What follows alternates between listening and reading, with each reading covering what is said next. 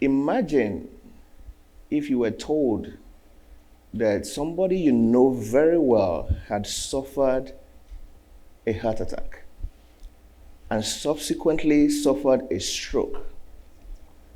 What if I told you that this person is less than 55 years old, not even at an advanced age?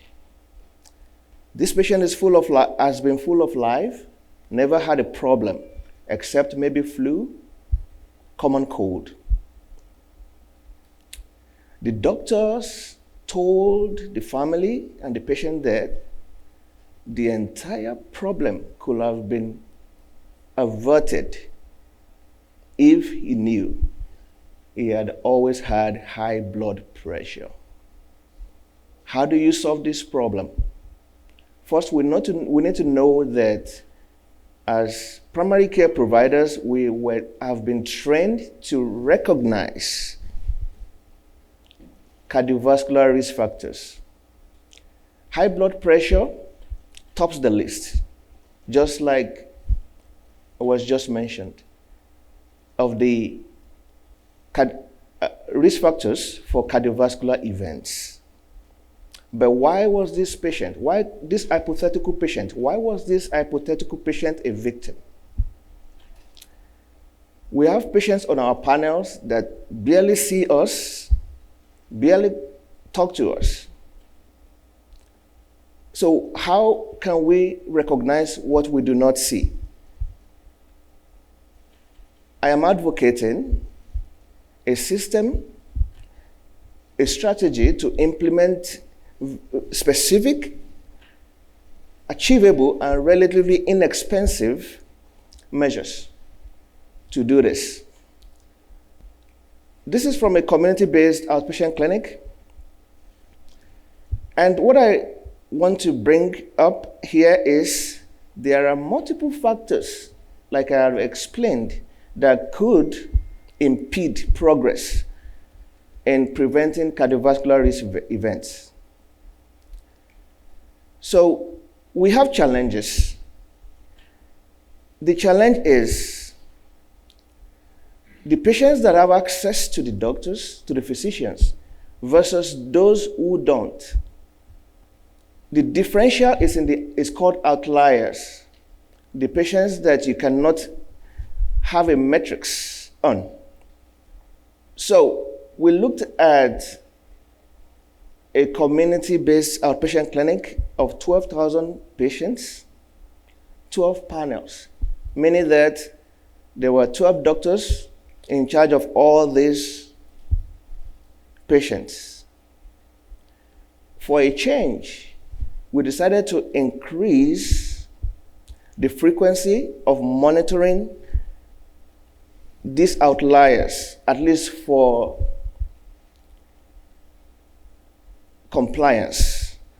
We usually check all the patients that have not had their blood pressures taken at least once a year. So we decided to increase to at least biannually in order to capture this outlier population.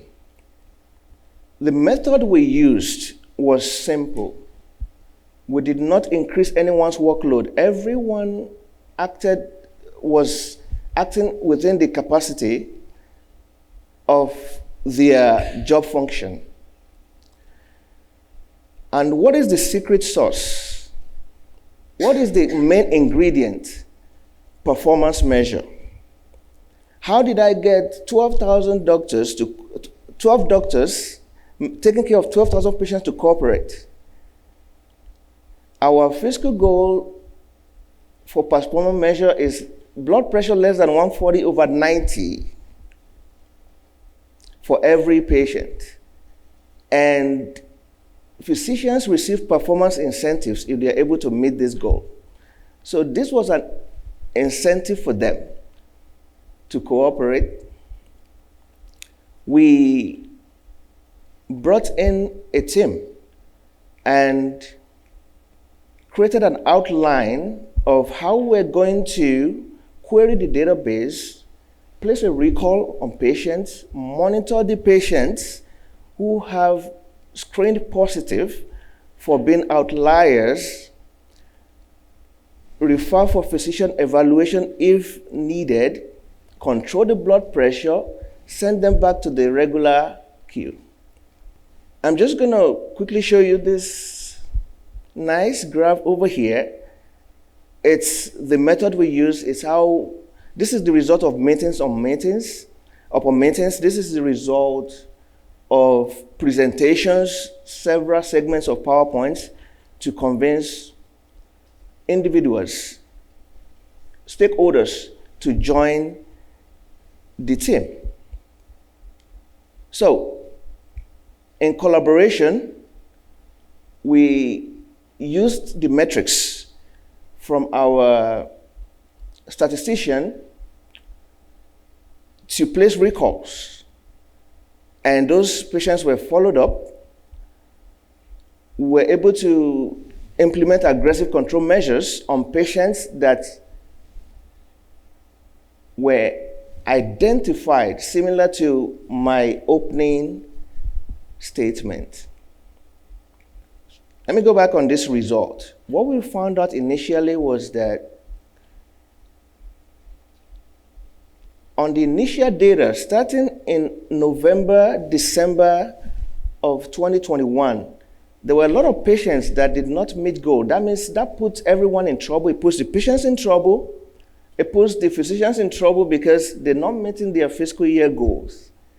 But as time went on, we had solutions based on the process we implemented.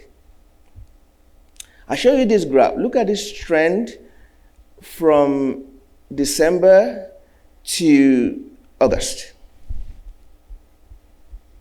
It shows here that we have a decrease in number of outliers. And what that means is that more patients in each panel had well-controlled blood pressure. And this is 3 months later. Things were even getting better. We no longer have what we had earlier. This was the initial graph. And this one starts from October. But when you look at what's in yellow, for instance, that's the December profile. Then you look at January. You'll be surprised what's going on between January and February. January is pink. February is the orange. What's going on is that we took tighter control measures, increased frequency of pulling the data, got more, and came down by February. So,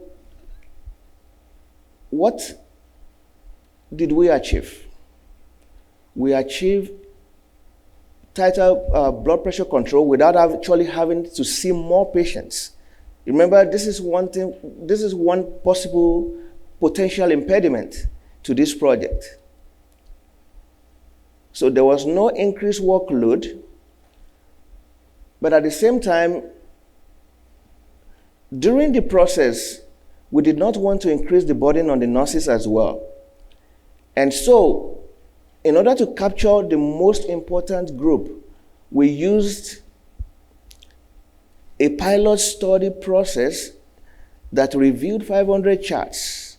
And they found out that patients that had high blood pressure, diabetic patients that had high blood pressure with cardiovascular risk factors were more likely to be the high-risk patients. So we focused first on the high risk.